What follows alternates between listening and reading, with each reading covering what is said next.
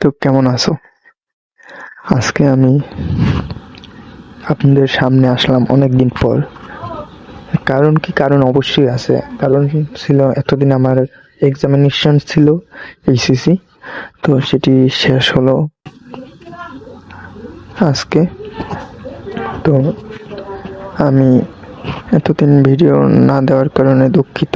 তো এতদিন ভিডিও না দেওয়ার কারণ এই সব মিলিয়ে আমি আপনাদের জন্য বিশেষ একটি ভিডিও নিয়ে আসতেছি। ভিডিওটির টপিক এমন হবে যে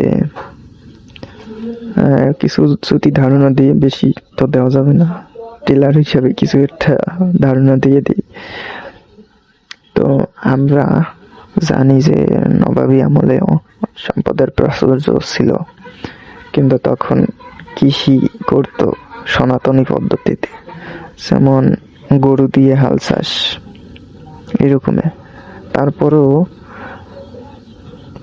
বিশ্বে অন্যতম অর্থনীতির জিডিপি ছিল বাংলায়। কিন্তু এখন সেই একই জমি, একই মানুষ, বাট কেন আগের মতো সম্পদের প্রাচুর্য করে তুলতে পারতেছে না?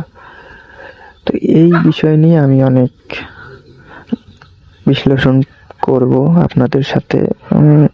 আমি এই বিষয়ে অনেক তদন্ত করেছি, যেগুলো আমার সামনে চলে আসলো। আমি শুধু সেই তথ্যগুলো আপনাদের সামনে তুলে ধরব, এর মূল পিছনের কারণগুলো। যদি এই বিষয়ের তথ্যগুলো শুনে অবাক হন, তাহলে অবাক হওয়ার কিছু থাকবে না। আমি যতই জেনেছি ততই অবাক হয়েছি। এর পিছনের কারণটা নিয়ে আসলে এই সমাজের, সুশীল সমাজ থেকে শুরু করে কেউই আসলে কথা বলে না। তাই ভাবলাম আমি আপনাদের সাথে এই বিষয়টা নিয়ে আলোচনা করি। তো ভিডিওটি আমার স্কিপ করা হয়ে গেছে, লেখা হয়ে গেছে, বাট রেকর্ডিং করব, হালকা কিছু এডিটিং করব, ব্যাস তুলে ধরবো আপনাদের সামনে। তো ভিডিওটি হয়তো খুবই ইন্টারেস্টিং হবে, অনেক কিছু শেখার থাকবে। যেহেতু ইতিহাস বিশ্লেষণ করেছি, একটু সময় তো দিতেই হবে আমাকে। তো সবার কাছে অনুরোধ, ভিডিওটি যদি ভালো লাগে, ওই ভিডিওটি, এটার বিষয়ে আমি তেমন কিছু বলতে চাচ্ছি না। ভিডিওটি যদি ভালো লাগে তাহলে নিশ্চয়ই কমেন্টে বলবা, আর ভিডিও অগ্রিম খবর জানিয়ে দিলাম। তো চ্যানেলটি সাবস্ক্রাইব করে রেখে দিও, যাতে খুবই দ্রুত ভিডিওটি আপলোড দেওয়ার সাথে সাথে তোমার কাছে পৌঁছে যায়।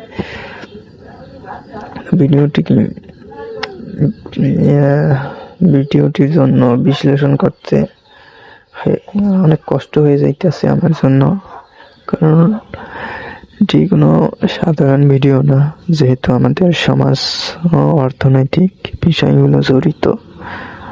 তাই ভিডিওটি খুবই চ্যালেঞ্জিং হবে আমার জন্য। হয়তো অনেক বিতর্ক শুরু হবে, জানি না ভিডিওটি সবাই কিভাবে নিতে পারবে, সহজ হবে কিনা। ধন্যবাদ সকলকে। আজকে এই পর্যন্তই। খুবই তাড়াতাড়ি ভিডিওটি আমি দেব, আশা করি সবার ভালো লাগবে। ধন্যবাদ।